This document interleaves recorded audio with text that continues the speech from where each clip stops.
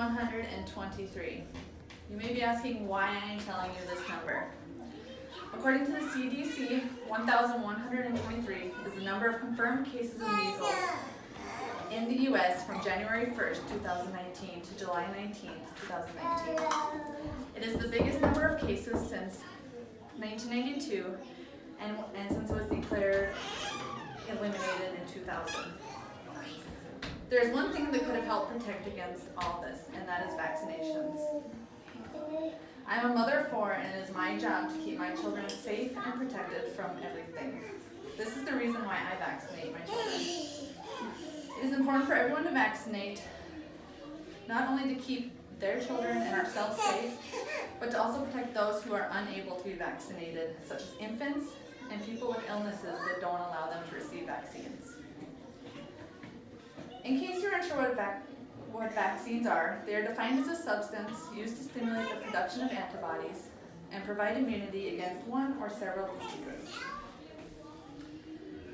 I'm going to tell you about vaccines and what they do and how it can help protect, and tell you about some misconceptions about vaccines that you normally hear about.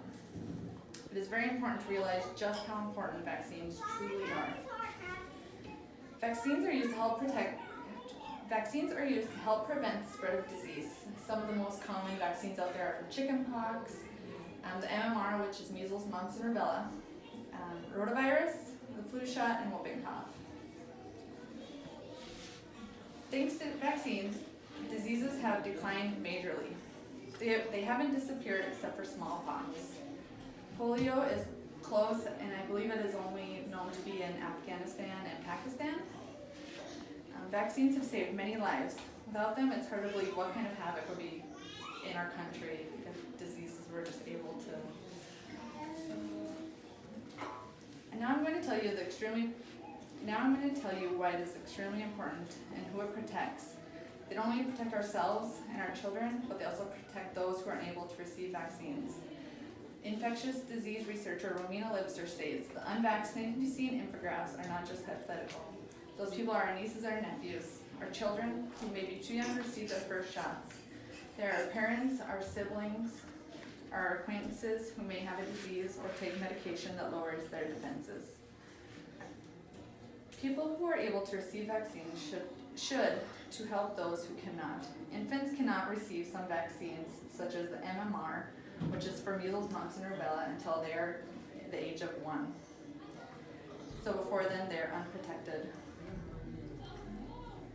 Then there are people who have immune suppressing diseases, and then the elderly also are at high risk. These people rely on herd immunity. Herd immunity is defined as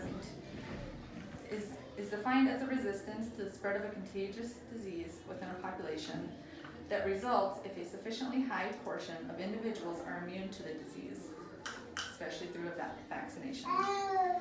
So basically, if you have a bunch of people that rely on other people to be vaccinated to protect them, but they choose not to be vaccinated, it's going to start breaking down that herd immunity and put a greater risk to those who cannot be vaccinated. Now I'll tell you some of the misconceptions about vaccines, such as vaccine injury, harmful ingredients, and the link of autism and vaccines. First, I'll talk about vaccine injury. An example of that would be an allergic reaction to a vaccine. It can be scary to think about, especially when you're vaccinating your children. However, they are known to be rare, and just like many things in life, there can always be a negative effect, such as eating something and having a bad reaction to it. The next one we're talking about is the ingredients in vaccines. They can come off as sounding quite scary, especially when you hear ingredients such as formaldehyde and thimerosal. The American Academy of Allergy, Asthma, and Immunology says vaccines contain ingredients that allow the product to be safely administered. Any substance can be harmful in a significantly high dose, even in water.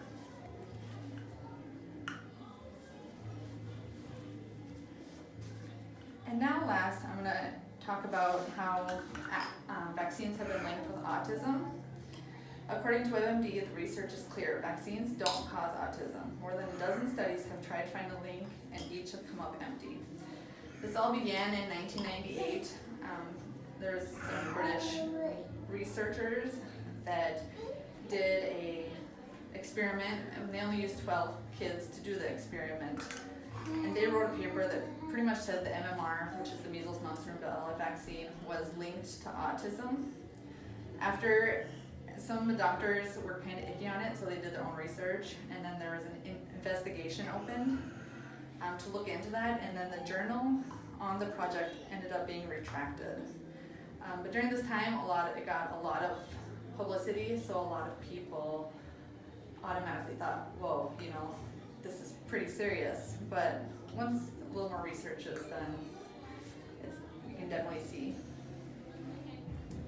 Now that I've told you about vaccines, who they protect, and a few common misconceptions, I hope you look more into the benefits of vaccinating.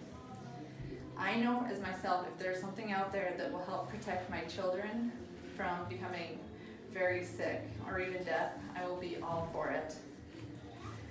There's one last thing that I read that I wanted to share. It's from UNICEF, and it says, "No child should die from a preventable cause, and all children should be able to reach their full potential in health and well-being. The cost of a vaccine is much lower than the cost of treating a sick child or fighting a disease outbreak." To end it all, vaccines save lives.